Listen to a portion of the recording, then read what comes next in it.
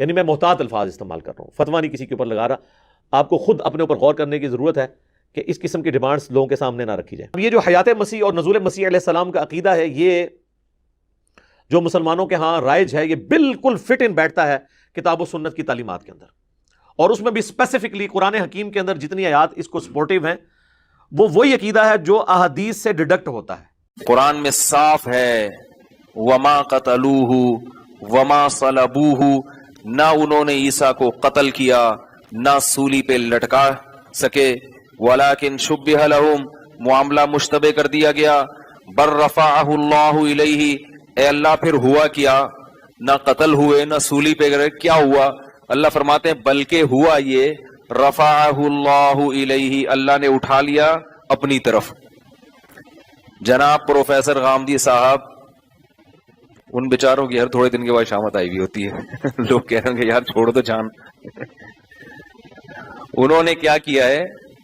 حضرت عیسیٰ کے آسمان پہ اٹھنے کا انکار کر دیا۔ یہ کتنی واضح آیت ہے، کتنی واضح آیت ہے۔ اس لیے میں یہ سمجھتا ہوں کہ جناب پروفیسر غامدی صاحب غلط فہمی کا شکار نہیں ہیں، جان کر گڑبڑ کر رہے ہیں۔ یتوفا کے لفظ سے آپ استدلال کرتے ہیں، یتوفا کے تو قرآن ہی میں کئی معنی میں استعمال ہوا ہے، وَهُوَ الَّذِي يَتَوَفَّاكُمْ بِاللَّيْلِ، اللہ فرماتے ہیں وہ اللہ تمہیں رات کے وقت وفات دے دیتا ہے۔ کیا مر جاتے ہیں ہم رات کے وقت؟ وہ کہتے ہیں نا یا عیسیٰ انی متوفی کا، اللہ فرماتے ہیں موسیٰ میں، اے عیسیٰ میں تجھے وفات دینے والا ہوں۔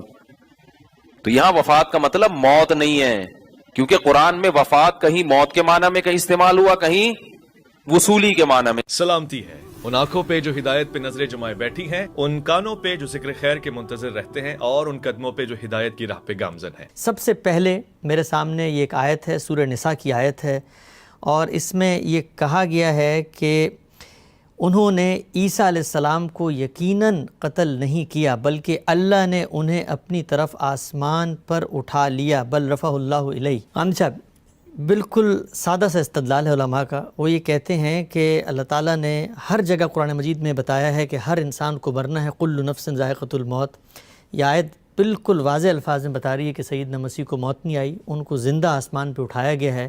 اگر وہ زندہ آسمان پہ گئے ہیں تو لازماً ان کو موت آنی ہے، اور موت آنے کے لیے ضروری ہے کہ وہ دوبارہ آئیں، ان کا نزول ہو جیسا کہ روایتوں میں بیان ہوا ہے، اور پھر ان کو موت آئے۔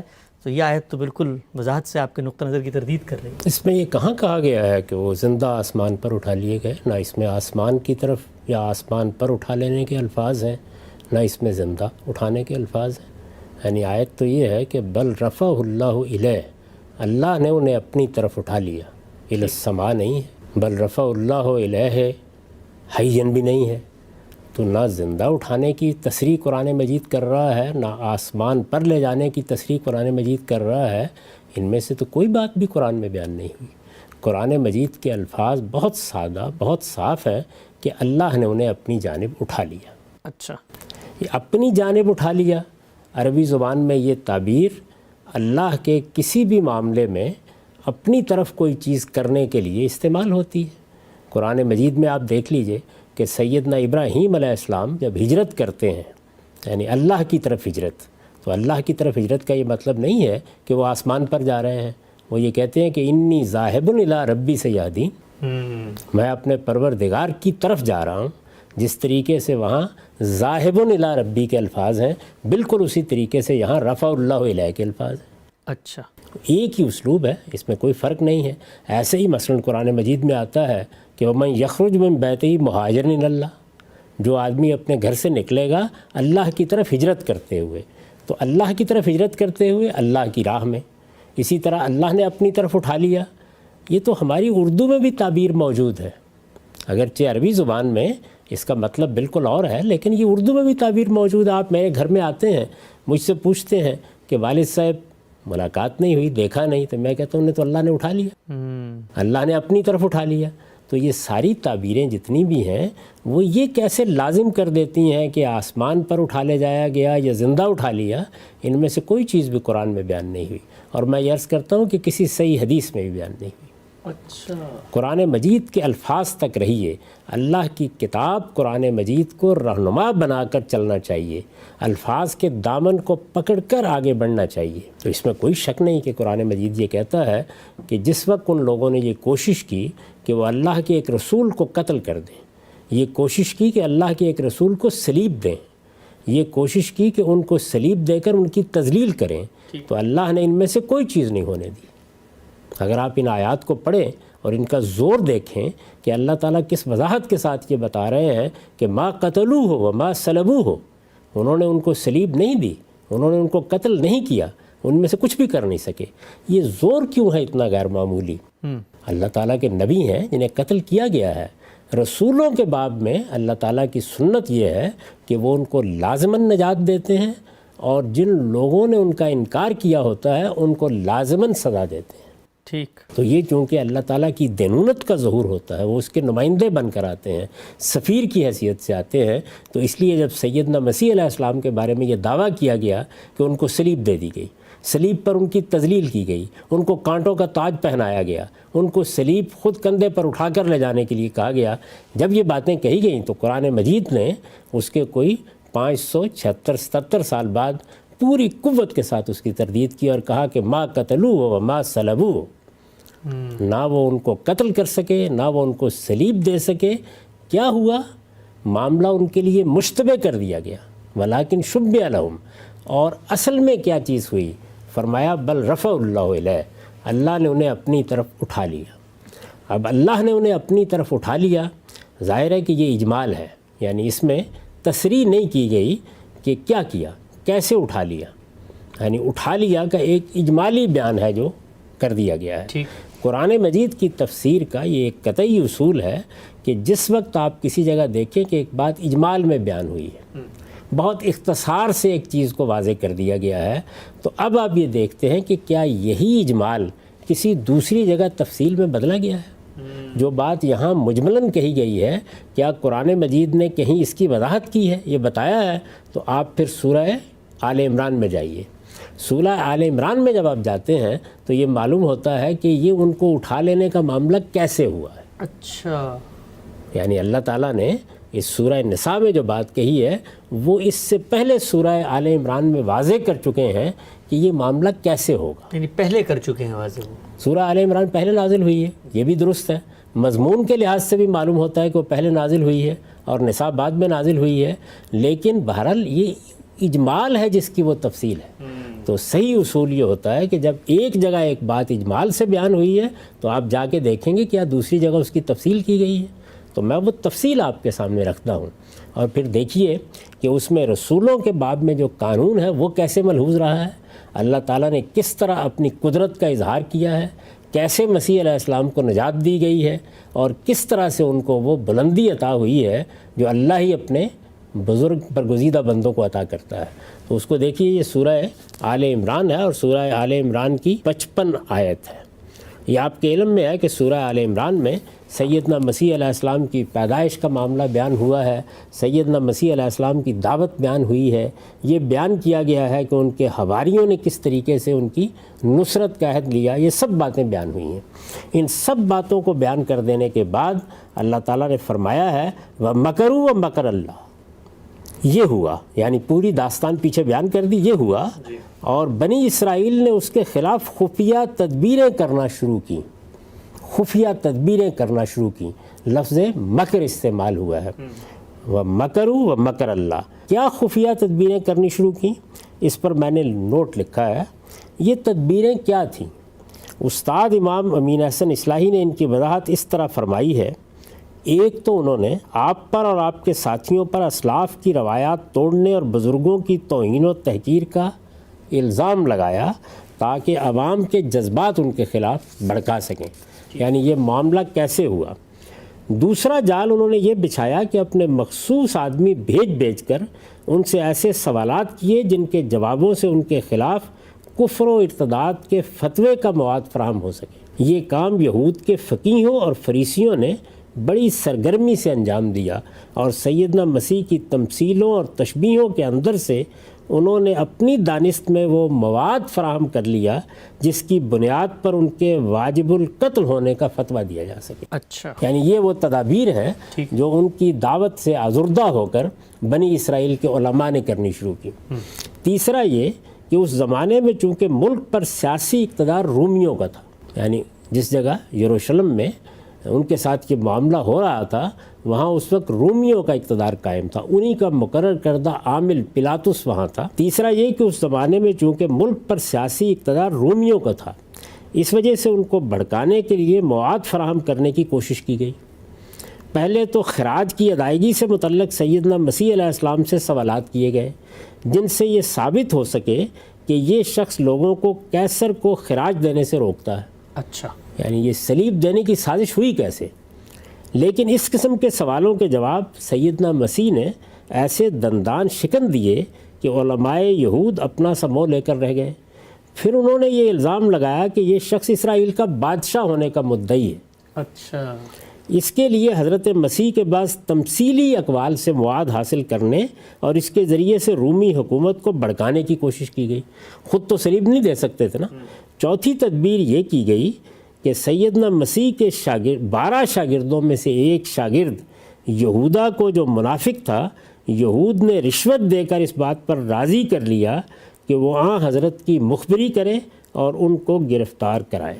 اچھا، یہ مکرو کی تفسیر ہے. یعنی یہ جو 4 شیٹ یہود نے بنائی تھی اس کی یہ ہے تفسیر. وہ اس میں کس طریقے سے ایک سازش کر رہے تھے کہ سیدنا مسیح کے گرد ایسی چیزیں اکٹھی کر دی جائیں کہ رومی عامل یا رومی گورنر آمادہ ہو جائے کہ وہ انہیں صلیب دے دے. خود تو نہیں دے سکتے تھے، حکومت ان کی تھی. تو قرآن کہتا ہے وہ مکرو، یعنی بنی اسرائیل نے اس کے خلاف خفیہ تدبیریں کرنا شروع کی. یہ تدبیریں ہیں جن کی تفصیل میں نے بتا دی. وہ مکر اللہ، اور اللہ نے بھی اس کے جواب میں خفیہ تدبیر کی. وہی لفظ مکر استعمال کیا ہے. کیا تدبیر کی؟ فرمایا اور ایسی تدبیروں میں اللہ سب سے بڑھ کر ہے. یعنی اللہ کے مقابلے میں کسی کی تدبیر کیا چل سکتی ہے. اب اللہ تعالیٰ بیان کرتے ہیں اس آیت میں کہ ہم نے کیا کیا. یعنی یہ ان کی تدبیریں تھیں جن کا ایک خلاصہ میں نے بیان کر دیا. اس کے جواب میں اللہ تعالیٰ نے کیا کرنے کا ارادہ کیا، کیا کرنے کا فیصلہ کیا، اس کو بیان کیا ہے. فرمایا کہ قال اللہ وَمَكَرُوا وَمَكْرَ اللَّهِ وَاللَّهُ خَيْرُ الْمَاكِرِينَ اِذْ قَالَ اللَّهُ يَا عِيسَىٰ إِنِّي مُتَوَفِّيكَ وَرَافِعُكَ إِلَيَّ وَمُطَهِّرُكَ مِنَ الَّذِينَ كَفَرُوا وَجَاعِلُ الَّذِينَ اتَّبَعُوكَ فَوْقَ الَّذِينَ كَفَرُوا إِلَىٰ يَوْمِ الْقِيَامَةِ. اس آیت پر ہم اس سے پہلے بھی گفتگو کر چکے ہیں جب میزان کی بعض چیزیں زیر بحث تھیں. اس وقت جب اللہ نے کہا، کیا کہا؟ اے عیسیٰ میں نے فیصلہ کیا ہے کہ تجھے وفات دوں گا. اچھا، سب سے پہلی بات یہی کہی، انی متوفیک، تجھے وفات دوں گا اور پھر کیا کروں گا، اور اپنی طرف اٹھا لوں گا. دیکھیے وہی بل رفع اللہ علیہ کے جو الفاظ ہیں، میں نے ہی وہی الفاظ یہاں ہیں. اچھا، وہی الفاظ دہرا دیے گئے ہیں مزید وضاحت کے ساتھ. یعنی وہاں پہ اجمال ہے، یہاں تفصیل کر دی ہے. یعنی یہ سارا معاملہ کیسے ہوا؟ سیدنا مسیح علیہ السلام کے لیے اللہ تعالیٰ نے کیا تدبیر کی، کیسے انہیں اٹھایا گیا. تو یہ ارشاد فرمایا ہے کہ میں نے فیصلہ کیا ہے کہ تجھے وفات دوں گا اور اپنی طرف اٹھا لوں گا اور تیرے ان منکروں سے تجھے پاک کروں گا اور تیری پیروی کرنے والوں کو قیامت کے دن تک ان منکروں پر غالب رکھوں گا. یہ اعلان کیا گیا. تو یہاں اب یہ تفصیل کر دی اللہ تعالیٰ نے کہ یہ رفع کیسے ہوا. یعنی پہلے ان کی روح قبض کی گئی، ان کو وفات دی گئی. اس کے بعد جب روح قبض ہو جاتی ہے، وفات ہو جاتی ہے، تو کیا رہ جاتا ہے باقی؟ جسم. تو ان کے جسم اطہر کو فرشتے اٹھا لے گئے. اچھا، اب دیکھیے اس پر میں نے لکھا ہے یعنی روح قبض کر کے تیرا جسم بھی اپنی طرف اٹھا لوں گا. یعنی روح قبض کر کے. دیکھیے قرآن کے ایک ایک لفظ کا حق ادا کیجئے. انی متوفیک، میرا فیصلہ کیا ہے؟ اللہ تعالیٰ کہتے ہیں میں تیری روح قبض کروں گا، تجھے وفات دوں گا، جو بھی تعبیر اختیار کرنی ہو. یعنی روح قبض کر کے تیرا جسم بھی اپنی طرف اٹھا لوں گا تاکہ یہ ظالم اس کی توہین نہ کر سکیں. اچھا، یعنی ایک تو ان کی خواہش تھی کہ وہ صلیب دیں، پھر اس کے بعد جو اہانت کر سکتے ہیں وہ کریں. اللہ تعالیٰ نے دونوں سے سیدنا مسیح علیہ السلام کو محفوظ کیا.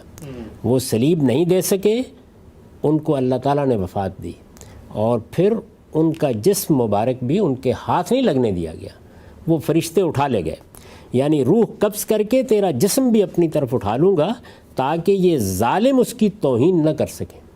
مسیح علیہ السلام اللہ کے رسول تھے، اور رسولوں کے بارے میں اللہ تعالیٰ کا یہ قانون قرآن میں بیان ہوا ہے کہ اللہ ان کی حفاظت کرتا ہے، اور جب تک ان کا مشن پورا نہ ہو جائے ان کے دشمن ہرگز ان کو کوئی نقصان پہنچانے میں کامیاب نہیں ہوتے۔ اس طرح ان کی توہین و تذلیل بھی اللہ تعالیٰ گوارا نہیں کرتے، اور جو لوگ اس کے درپے ہوں انہیں خاص مدت تک مہلت دینے کے بعد اپنے رسولوں کو لازماً ان کی دست برد سے محفوظ کر دیتے ہیں۔ تو یہ تفصیل ہے، یعنی اللہ تعالیٰ نے یقیناً انہیں اٹھا لیا، لیکن کس طرح اٹھایا قرآن مجید سورہ آل عمران میں یہ پہلے بیان کر چکا تھا، اس لیے یہاں اجمال کا طریقہ اختیار کیا گیا ہے۔ یعنی پہلے یہ بات قرآن مجید کے طالب علموں کو معلوم ہو گئی تھی، قرآن مجید کے پڑھنے والوں کو معلوم ہو گئی تھی کہ اللہ تعالیٰ نے کیا فیصلہ کیا ہے۔ تو یہاں دیکھیے ایک ایک مرحلے کی وضاحت کی ہے کہ میں نے فیصلہ کیا ہے کہ میں وفات دوں گا، ظاہر ہے کہ پہلا مرحلہ یہ ہوگا۔ میں نے فیصلہ کیا ہے کہ رافعو کا الیہ، میں اپنی طرف تجھے اٹھا لے جاؤں گا۔ بدیہی بات ہے کہ جب وفات کے بعد یہ تعبیر آئے گی اٹھا لے جاؤں گا، تو اس کا مطلب ہے جسم اطہر کو اٹھا لے جاؤں گا۔ اللہ تعالیٰ کے فرشتے ان کی ناش کو بھی کسی کو ہاتھ نہیں لگانے دیں گے۔ تو انی متوفیق پہلے یہ ہوا، پھر اس کے بعد رافعو کا الیہ، میں تجھے اپنی طرف اٹھا لوں گا۔ پھر کہا وہ مطہرک من الذین کفروا، ان لوگوں نے انکار کر دیا ہے، ان منکروں سے تجھے پاک کر دوں، نجات دوں گا۔ یہ غلاظت کا ڈھیر ہو چکے ہوئے ہیں۔ اور پھر یہ بات کہی کہ جاعل الذین اتبعوک فوق الذین کفروا الی یوم القیامہ، قیامت کے دن تک تیرے منکروں پر، تیرے ماننے والوں کو، تیری پیروی کرنے والوں کو غلبہ دیے رکھوں گا، بالا دست رکھوں گا۔ تو یہ سیدنا مسیح علیہ السلام کے ساتھ معاملہ ہوا۔ اس میں آسمان پر اٹھانے، زندہ اٹھانے کا کہاں ذکر ہوا ہے؟ قرآن مجید تو اس کے بالکل برخلاف یہ بیان کر رہا ہے کہ انہیں وفات دی گئی، ان کی روح قبض کی گئی، ہاں البتہ ان کا جسم مبارک اٹھا لیا گیا، اور اللہ تعالیٰ نے ان کو محفوظ خزانوں میں پہنچا دیا۔ کہاں پہنچا دیا یہ بیان کرنے کی ضرورت نہیں ہے۔ میں یہ عرض کر چکا ہوں کہ یہ تعبیر کہ اللہ نے انہیں اپنی طرف اٹھا لیا، یہ تعبیر عربی زبان میں، قرآن مجید کے ہاں یہ ہماری اپنی زبانوں میں، یہ اصل میں اللہ تعالیٰ کی تدبیر کے لیے استعمال ہوتی ہے۔ اللہ تعالیٰ اپنے بندے کو نکال کر لے گیا کسی جگہ پر۔ دیکھیے رسالت مآب صلی اللہ علیہ وسلم نے بھی ہجرت کی مکہ سے، تو یہ بھی ہجرت اللہ تھی۔ سیدنا ابراہیم نے عراق کے شہر عرس سے ہجرت کی، تو یہ بھی ذاہب الی ربی تھی، بالکل وہی تعبیریں ہیں۔ اور ایسے ہی جب اللہ کا ایک بندہ لوگوں کے ستانے کے نتیجے میں اپنا وطن چھوڑ کر نکلتا ہے تو وہ بھی کیا کرتا ہے؟ مہاجرن الی ربی، مہاجرن الی اللہ، وہ بھی ایسے ہی کرتا ہے۔ تو مہاجرن الی اللہ کا کیا مطلب ہے؟ اللہ کی طرف ہجرت کرنا، اللہ کی راہ میں ہجرت کرنا۔ تو یہاں یہ بتایا گیا ہے کہ اللہ کے فرشتے ان کو اٹھا لے گئے، اور کہاں اٹھا لے گئے اس کی تصریح کی کوئی ضرورت نہیں ہے، وہ اللہ کے ہاں چلے گئے، اللہ کے ہاں پہنچ گئے۔ لیکن ہوا کس طریقے سے، اس کے ایک ایک مرحلے کو قرآن نے خود بیان کیا ہے۔ اس وجہ سے اس میں کسی قیاس آرائی کی کوئی گنجائش نہیں ہے۔ کوئی شخص یہاں یہ نہیں کہہ سکتا کہ وہ اپنی طرف سے الی السماء کے الفاظ داخل کر دے، وہ الفاظ یہاں موجود نہیں ہیں، یا اپنی طرف سے حین کے الفاظ داخل کر دے، وہ الفاظ یہاں موجود نہیں ہیں۔ قرآن مجید کے الفاظ سے تجاوز کر کے اس کی کوئی تفسیر آپ نہیں کر سکتے، اور یہ کوئی طریقہ نہیں ہے کہ آپ باہر ایک نقطہ نظر قائم کریں اور پھر قرآن مجید میں اس کو لے آئیں۔ قرآن مجید کے الفاظ کا دامن پکڑ کر باہر جائیں اور وہاں جا کر دیکھیں کہ اور کوئی بات اگر بیان ہوئی ہے تو ان الفاظ کے مطابق ہے یا نہیں۔ تو قرآن مجید نے تو اس میں کوئی کمی نہیں کی، ہر لحاظ سے واضح کر دیا۔ ٹھیک ہے ہم صاحب، یہی لفظ جو اس سورہ آل عمران کے اندر ہے توفع کا، یہ قرآن میں اور بھی جگہ انی متوفی کا میں جو یہ فعل استعمال ہوا ہے توفع کا، یہ قرآن مجید میں 10 جگہوں پر استعمال ہوا ہے۔ اچھا، یہ کوئی اجنبی لفظ نہیں ہے، یہ کوئی نادر لفظ نہیں ہے، یہ کوئی شاذ لفظ نہیں ہے، اور یہ معلوم ہے کہ قرآن مجید کا اپنے بارے میں یہ دعویٰ ہے کہ وہ بلسان عربی مبین نازل ہوا ہے۔ جی، یعنی وہ جب کوئی بات کرتا ہے تو معروف ترین اسالیب اختیار کرتا ہے، معروف الفاظ میں اپنا مدعا ادا کرتا ہے۔ اس نے اس لفظ کو کہاں کہاں استعمال کیا ہے، میں اس کی تفصیلات آپ کے سامنے رکھ دیتا ہوں، اور پھر خود فیصلہ کیجئے کہ قرآن مجید میں اس لفظ کو کسی دوسرے معنی میں لیا جا سکتا ہے۔ ایک ایک سورہ کو دیکھتے جائیے۔ سب سے پہلے سورہ نساء کی آیت 97، ارشاد ہے ان الذین توفاہم الملائکہ ظالمی انفسہم قالوا فیما کنتم، وہ لوگ کہ جن کو فرشتے اس حال میں وفات دیں گے کہ وہ اپنی جانوں پر ظلم ڈھائے ہوئے ہوں گے۔ دیکھ لیجئے، تمام تفسیروں کو نکال کے لے لیں، تمام ترجموں کو نکال کے دیکھ لیں، یہاں اس لفظ کے کوئی اور معنی کسی نے کیے ہیں۔ فرشتے ان کو وفات دیں گے، وہی توفاہم الملائکہ، وہی فعل استعمال ہوا، قالوا فیما کنتم، اور وہ پوچھیں گے ان سے کہ یہ تم کس صورتحال میں رہے۔ آگے چلیے، سورہ انعام کی آیت 61 ہے، حتی اذا جاء احدکم الموت توفتہ رسلنا وہم لا یفرطون، یہاں تک کہ جب کسی کی موت آ جائے گی، اذا جاء احدکم الموت توفتہ رسلنا، تو ہمارے فرشتے اس کو وفات دیتے ہیں۔ اچھا، اب یہاں دیکھیے کہ اذا جاء احدکم الموت، یہ الفاظ ہیں، اور اس کے بعد واضح کر دیا کہ توفتہ رسلنا، جس وقت موت کا وقت آ جاتا ہے، جب موت کی گھڑی آ جاتی ہے تو پھر ہوتا کیا ہے، ہمارے فرشتے اس کو وفات دیتے ہیں، بالکل اسی معنی میں، اور وہ اس میں کوئی کمی نہیں کرتے۔ اچھا، اس کے بعد سورہ محمد میں دیکھیے، فَكَيْفَ اِذَا تَوَفَّتْهُمُ الْمَلَائِكَةُ يَضْرِبُونَ وُجُوهَهُمْ وَأَدْبَارَهُمْ، پھر کیا بنے گی اس وقت جس وقت ان کو فرشتے وفات دیں گے ان کے چہروں پر اور ان کی پیٹھ پر مارتے ہوئے۔ اچھا، یہ سورہ محمد تھی، سورہ محمد کی آیت 27۔ اس کے بعد مائدہ میں دیکھیے آیت 117، فَلَمَّا تَوَفَّيْتَنِي كُنْتَ أَنْتَ الرَّقِيبَ عَلَيْهِمْ، یہ مسیح علیہ السلامی کا قول ہے، بالکل وہی فعل انہوں نے استعمال کیا ہے وہاں یہ گفتگو کرتے ہوئے کہ جب اللہ تعالیٰ آپ نے مجھے اٹھا لیا، وہ موقع تھا نا، وہ کہتے جب اللہ تعالیٰ نے مجھے آسمان پر بلا لیا، وہاں وہی فعل استعمال کیا، زندہ بلا لیا۔ ہاں، فَلَمَّا تَوَفَّيْتَنِي، کہ پروردگار جب آپ نے مجھے وفات دے دی، كُنْتَ أَنْتَ الرَّقِيبَ عَلَيْهِمْ، پھر آپ ہی ان پر نگران رہے ہیں۔ سورہ نحل میں دیکھیے، سورہ نحل کی آیت 28 ہے، الَّذِينَ تَتَوَفَّاهُمُ الْمَلَائِكَةُ ظَالِمِي أَنفُسِهِمْ، یہ لوگ کہ جن کو ملائکہ فرشتے وفات دیتے ہیں اس حال میں کہ یہ اپنی جانوں پر ظلم ڈائے ہوئے ہوتے ہیں۔ یہاں بھی دیکھیے اسی مفہوم میں، الذین تتوفاہم الملائکۃ الطیبین یقولون سلام علیکم، یہ اسی سورہ نحل کی آیت 32 ہے۔ اس میں کیا کہا ہے، یہ لوگ کہ جن کو فرشتے وفات دیتے ہیں اس طرح کہ وہ ان کے استقبال کے لیے کھڑے ہوتے ہیں، پاکیزہ روحیں، آئیے خیر مقدم، آپ پر اللہ کی سلامتی ہو۔ سورہ یونس کی آیت 46 میں، وَإِمَّا نُرِيَنَّكَ بَعْضَ الَّذِي نَعِدُهُمْ وَنَتَوَفِّيَنَّكَ فَإِلَيْنَا مَرْجِعُهُمْ، یعنی رسالت میں آپ صلی اللہ علیہ وسلم کے بارے میں فرمایا ہے کہ یہ تمہاری قوم کے لوگ اگر انکار کر رہے ہیں تو دو میں سے ایک صورت ہوگی، یا ہم جس عذاب کی ان کو وعید سنا رہے ہیں وہ تمہاری آنکھوں کے سامنے لے آئیں گے، وَإِمَّا نُرِيَنَّكَ بَعْضَ الَّذِي نَعِدُهُمْ أَوْ نَتَوَفِّيَنَّكَ، یا تمہیں وفات دیں گے اور اس کے بعد ان سے نمٹیں گے۔ تو یہاں بھی دیکھیے بالکل وفات کے معنی میں استعمال ہوا۔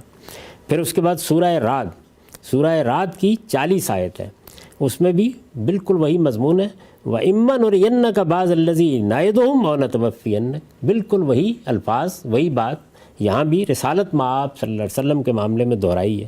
سورہ غافر آیت 77 ہے، فَإِمَّا نُرِيَنَّكَ بَعْضَ الَّذِي نَعِدُهُمْ أَوْ نَتَوَفِّيَنَّكَ فَإِلَيْنَا يُرْجَعُونَ، وہی الفاظ وہی بات پھر وہی فعل استعمال کیا ہے۔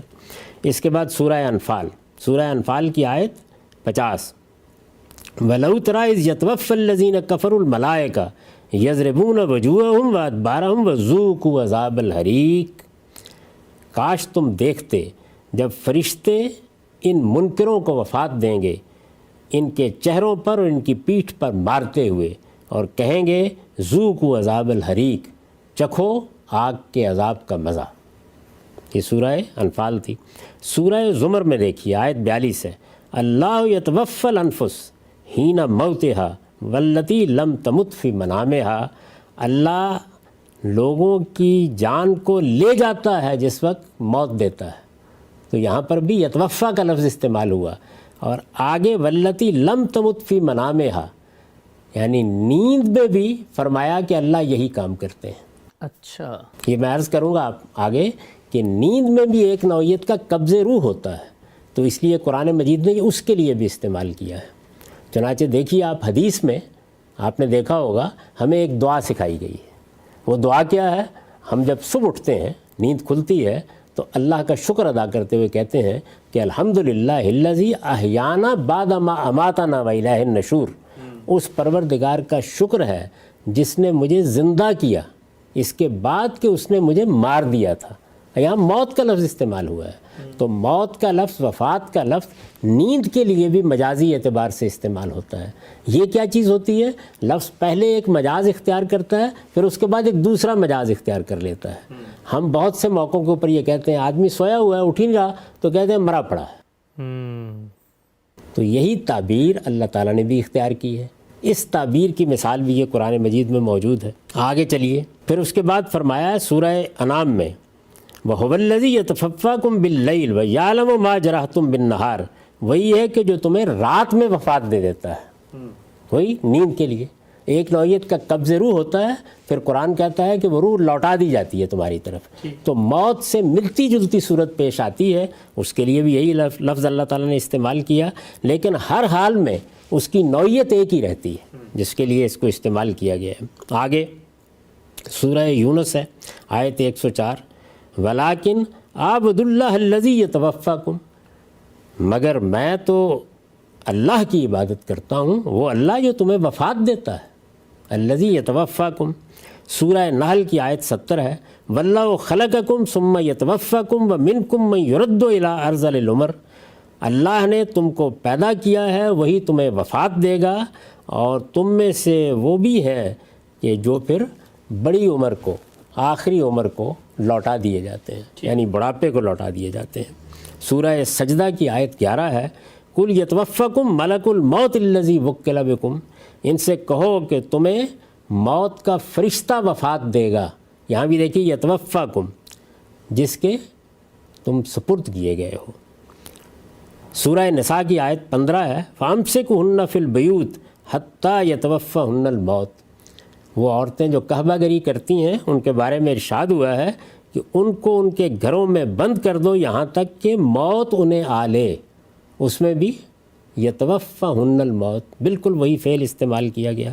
سورہ اعراف ہے، حتیٰ اذا جاءتہم رسلنا یتوفونہم قالوا این ما کنتم تدعون من دون اللہ، یہاں تک کہ جب ہمارے پیغامبر، ہمارے فرشتے آئیں گے اور وہ ان کو وفات دیں گے تو کہیں گے کہ جن کو تم خدا کے سوا پکارتے تھے وہ کہاں گئے؟ تو یہاں بھی دیکھ لیجیے وہی فعل استعمال ہوا۔ سورہ آل عمران کی 193 میں ربنا فاغفر لنا ذنوبنا وکفر عنا سیئاتنا وتوفنا مع الابرار، جی یہ ہم روز پڑھتے ہیں دعا، بہت مشہور دعا ہے۔ اس میں بھی دیکھیے یعنی صالحین کے ساتھ ہمیں وفات دینا۔ اعراف میں ہے 126 آیت، ربنا افرغ علینا صبرا وتوفنا مسلمین، پروردگار ہم پر صبر کا فیضان اڈیل دے اور ہمیں وفات دے اس حال میں کہ ہم مسلمان ہوں۔ سورہ یوسف میں ہے، توفنی مسلمن والحقنی بالصالحین، پروردگار مجھے مسلمان کی حیثیت سے موت دے اور صالحین کے ساتھ ملا دے۔ سورہ حج میں ہے، وَمِنْكُمْ مَنْ يُتَوَفَّى مِنْكُمْ مَنْ يُتَوَفَّى وَمِنْكُمْ مَنْ يُرَدُّ إِلَىٰ أَرْذَلِ الْعُمُرِ، تم میں وہ بھی ہیں کہ جن کو وفات دی جاتی ہے اور وہ بھی ہیں کہ جو بڑھاپے کی عمر کو لوٹا دیے جاتے ہیں۔ سورہ غافر میں ہے، وَمِنْكُمْ مَنْ يُتَوَفَّى مِنْ قَبْلُ وَلِتَبْلُغُوا أَجَلًا مُّسَمًّى وَلَعَلَّكُمْ تَعْقِلُونَ، بالکل دیکھیے اسی مفہوم میں تم میں سے کچھ وہ ہیں کہ جن کو وفات دی جاتی ہے۔ عورتوں کی وفات، ان کے بیوہ ہو جانے کے مسائل قرآن مجید میں زیر بحث آئے ہیں، خاص طور پر اگر ان کے شوہر دنیا سے رخصت ہو جائیں تو دیکھیے وہاں سورہ بقرہ میں بالکل یہی لفظ استعمال ہوا ہے، وَالَّذِينَ يُتَوَفَّوْنَ مِنْكُمْ وَيَذَرُونَ أَزْوَاجًا، وہ لوگ جو تم میں سے وفات پا جائیں اور اپنے پیچھے اپنی بیویاں چھوڑ جائیں، یتربصن بِأَنفُسِهِنَّ أَرْبَعَةَ أَشْهُرٍ وَعَشْرًا، یہ قرآن مجید میں اس فعل کے استعمالات ہیں۔ پیسیوں کی تعداد یہ ایک نہیں ہے، دو نہیں ہے، تین نہیں ہے، چار نہیں ہے، ہر جگہ یہ لفظ اسی مفہوم میں استعمال ہوا ہے، موت دینا۔ اس کا ایک مجازی استعمال البتہ نیند کے لیے بھی ہو جاتا ہے، اور قرآن مجید میں دو مقامات پر یہ اس مفہوم میں بھی استعمال ہوا ہے، اس لیے کہ اس میں بھی قبض روح کا معاملہ ہوتا ہے۔ اس لفظ کی حقیقت یہ ہے، تو سوال یہ ہے کہ عربی زبان کا اتنا عام لفظ، اتنا معروف لفظ، ہر شخص اس کو استعمال کر رہا ہے. آپ وفیات کی کوئی کتاب اٹھا لیں، ہر جگہ استعمال ہوگا.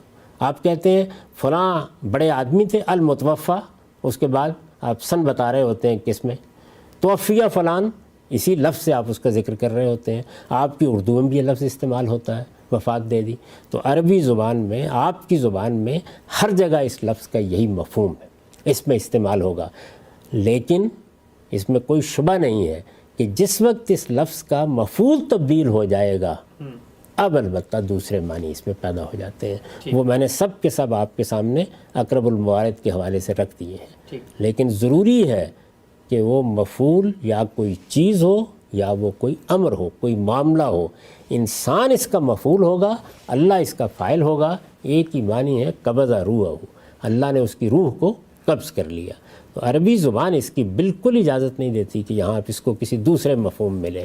اب میں ان تمام اعتراضات کا جواب دینے کے لیے حاضر ہوں جو استاد امام نے سامنے رکھے. ٹھیک ہے ہم صاحب، ان پر آنے سے پہلے ایک چیز کی مزید ذرا وضاحت فرما دیجیے گا. آپ نے فرمایا قرآن مجید نے 2 جگہ پر نیند کے لیے بھی اس کا استعمال کیا، تو اگر ہم وہ استعمال یہاں پر داخل کر لیں، کیونکہ وہاں پر بھی بندہ ہی، رجل ہی سے فعل متعلق ہو رہا ہے، بندے ہی کو توفیٰ کا لفظ استعمال ہو رہا ہے، اور کرنے والا فاعل اللہ ہے، مفعول بندہ ہے، اور وہاں نیند کا مفہوم ہے، تو کیا معنی ہے کہ یہاں پر وہ معنی نہیں لیا جا سکتا؟ یعنی نیند کا مفہوم یہاں کیوں نہیں لیا جا سکتا؟ اس لیے کہ دونوں جگہ کرینہ ہونا چاہیے. جب ایک لفظ استعمال ہونا شروع ہو جاتا ہے ایک مفہوم میں، تو اگر آپ اس کو کسی دوسرے مفہوم کی طرف پھیرنا چاہتے ہیں تو آپ کرینہ لاتے ہیں. دونوں جگہ دیکھیے، ایک جگہ یہ ہے فی منامہا، اچھا وہ الفاظ آ گئے ہیں، وہ بتا رہے ہیں یعنی اللہ جن کو ان کی نیند میں وفات دیتا ہے. دوسری جگہ بھی یہ الفاظ ہیں یعنی باللیل، رات میں وفات دیتا ہے. تو ہم بھی ایسے بولتے ہیں. میں نے ابھی آپ کو دعا کی مثال دی. جب میں صبح اٹھ کر یہ دعا پڑھتا ہوں اور یہ جانتا ہوں کہ یہ خدا کے پیغمبر نے صبح اٹھ کر پڑھنے کے لیے سکھائی ہے، تو اس موقع پر میرے احوال کرینہ بن جاتے ہیں. میں ہرگز اس کے یہ معنی نہیں لیتا کہ اللہ تعالیٰ نے مجھے زندہ کیا ہے، اس سے پہلے مار دیا تھا. یعنی وہاں ظاہر ہے کہ موت کا لفظ استعمال ہو رہا ہے رات کو سونے کے لیے، حیات کا لفظ استعمال ہو رہا ہے صبح اٹھنے کے لیے. الحمدللہ الذی احیانا بعد ما اماتنا والیہ النشور. تو وفات اور موت کے الفاظ مجازی طور پر نیند کے لیے استعمال ہوتے ہیں. یہ دنیا کی بہت سی زبانوں میں استعمال ہو جاتے ہیں، عربی زبان میں بھی استعمال ہوتے ہیں. تو میں پھر وہی بات عرض کروں گا کہ آپ جب کسی لفظ کے معنی بیان کرنا چاہتے ہیں تو آپ کو بتانا پڑے گا کہ اہل زبان اس کو کہاں استعمال کرتے ہیں. میں نے یہ قرآن مجید سے 10 مقامات آپ کے سامنے رکھ دیے ہیں. دراز نفسی کی ہے، طول کلام بھی ہوا ہے، لیکن کیوں؟ اس لیے کہ ایک قرآن مجید کے اندر معروف استعمال ہے جس کو آپ اس کی جگہ سے ہٹا رہے ہیں. اس کے لیے کرینہ کیا ہے یہاں پہ؟ وہ قرائن جو آپ بیان فرما رہے ہیں، جو استاد امام نے بیان فرمائے ہیں، ان میں سے ایک ایک کے بارے میں عرض کروں گا کہ کیا غلطی لگی ہے. لیکن یہ نہیں ہو سکتا کہ آپ کسی لفظ کے معنی بیان کریں اور اس کے بعد یہ کہیں کہ اس لفظ کے یہ معنی میں پیدا کر رہا ہوں. اس کی حقیقت کو سامنے رکھ کے، اس لفظ کی حقیقت کو سامنے رکھ کے معنی پیدا کرنے کا آپ کا اختیار نہیں ہے. لفظ اہل زبان جس جس معنی میں استعمال کرتے ہیں ان کو سامنے رکھ کر لفظ کی حقیقت آپ بیان کر سکتے ہیں. یہ الٹ صورتحال ہے. وہ جو حقیقت بیان کی جاتی ہے وہ لفظ کے فہم کے لیے ہوتی ہے، وہ لفظ کے اندر اتارنے کے لیے ہوتی ہے، اس سے معنی میں کوئی تبدیلی نہیں آتی. یعنی لٹرل میننگ کیا تھا، آغاز کہاں سے ہوا اور کیا کیا اس کے آگے پھر استعمال. یہ میں نے کہا وہ فقہ اللغہ ہے. یعنی آپ کو یہ بتایا جاتا ہے کہ عربی زبان میں الفاظ کے اندر معنی کیسے پیدا ہوتے چلے گئے. تو چنانچہ بہت سے لوگوں نے یہ کارنامہ کیا کہ انہوں نے لفظ کی حقیقت کی بحث سامنے رکھی. وہ یہ نہیں جانتے تھے کہ یہ لسانیات کی بحث ہے، اور اس کے بعد کیا کیا، اپنی طرف سے لفظ کے ایک معنی بنا دیے. لفظ صلاۃ کے ساتھ یہ ہوا، لفظ زکوٰۃ کے ساتھ ہوا، قرآن مجید کی اصطلاحات کے ساتھ ہوا، حج کے ساتھ یہ معاملہ ہوا، ملائکہ کے لفظ کے ساتھ یہ معاملہ ہوا. یہ احداث فی اللغہ ہے. کوئی زبان آشنا شخص یہ جسارت نہیں کر سکتا. تو اس وجہ سے لفظ کے حقیقت کیا ہے، لفظ کے اندر وہ کیا چیز تھی جس نے سب معنی کا احاطہ کر لیا ہے، اس کو جاننا لسانیات کا موضوع ہے. لیکن لفظ کس معنی میں استعمال ہوا ہے اس کے لیے آپ کو بتانا پڑے گا اہل زبان نے اس کو کہاں استعمال کیا ہے. اس استعمال کی مثال دیں گے تو آپ کی بات قابل اعتنا ہوگی. اور آپ کے سامنے ایک ماہر لغت نے اس کے استعمال کی مثالیں دے کے بتا دیا ہے کہ حق اس کا مفعول بنے گا تو یہ معنی ہوں گے، عدد اس کا مفعول بنے گا تو یہ معنی ہوں گے، اور اسی طرح سے جب اللہ فاعل ہوگا اور بندے اس کا مفعول ہوں گے تو وہ قبضہ روح کے معنی میں ہوگا۔ ٹھیک، ہم سب آخری بات اس نقطے کے پر یہ بتا دیجئے کہ جتنی آیتیں آپ نے یہاں پڑھی، کافی زیادہ آیتیں تھیں درجنوں، تو یہ قرآن مجید، ویسے تو اب ظاہری بات ہے سننے والے دیکھیں گے کہ علماء ان آیتوں میں توفیٰ کے لفظ کا معنی کیا کریں، لیکن آپ کی علم کی حد تک وہاں پر کیا علماء کرام بھی موت کا معنی کر رہے ہیں باقی جگہوں پہ؟ ایک جگہ بھی اس سے مختلف معنی نہ ہو سکتے ہیں، نہ کسی نے آج تک کیے۔ اچھا، کیونکہ وہ تو معنی ہی بدل جائے گا، فرشتے موت دیتے ہیں تو کیا مطلب فرشتے کسی جگہ کوئی کرنے کی جسارت نہیں کر سکتا۔ کوئی ترجمہ اٹھا لیجیے، یعنی بریلوی علماء کا ترجمہ، دیوبندی علماء کا ترجمہ، مولانا سید ابو اللہ صاحب مودودی کا ترجمہ، یہ سب کے سب لوگ مانتے ہیں، نزول مسیح کو بھی مانتے ہیں، رفع مسیح کو بھی مانتے ہیں، لیکن کسی ایک مقام پر بھی یہ لفظ میں نے آپ کو بتایا نا کہاں کہاں استعمال ہوا ہے، کیا کسی نے اخذ بالتمام کا مطلب کیا ہے؟ کیا کسی نے پورا کا پورا لے لینے کا مطلب کیا ہے؟ پورا کا پورا لے لینا اس لفظ کی حقیقت ہے، یہ اس کے معنی نہیں ہے۔ معنی کب متعین ہوں گے؟ جب آپ اس کے ساتھ اس کا فاعل لائیں گے، اس کا مفعول لائیں گے، پھر بتائیں گے کہ دیکھیے اہل زبان اس لفظ کو اس طرح استعمال کرتے ہیں، یہ طریقہ ہے۔ یہی بات ہے جس کے بارے میں نے پرویز صاحب کے طریقے پر تبصرہ کرتے ہوئے آپ کو بتایا تھا۔ خود استاد امام نے کہا کہ انہیں عربی زبان اپنے گھر میں بیٹھ کے بنائی ہے۔ وہ کیا چیز ہے جو بنائی ہے؟ وہ یہ ہے کہ لفظ کی حقیقت جو اہل لغت بیان کرتے ہیں اس کو سامنے رکھ کر لفظ میں نئے معنی پیدا کر دیے۔ یہ جسارت آپ نہیں کر سکتے۔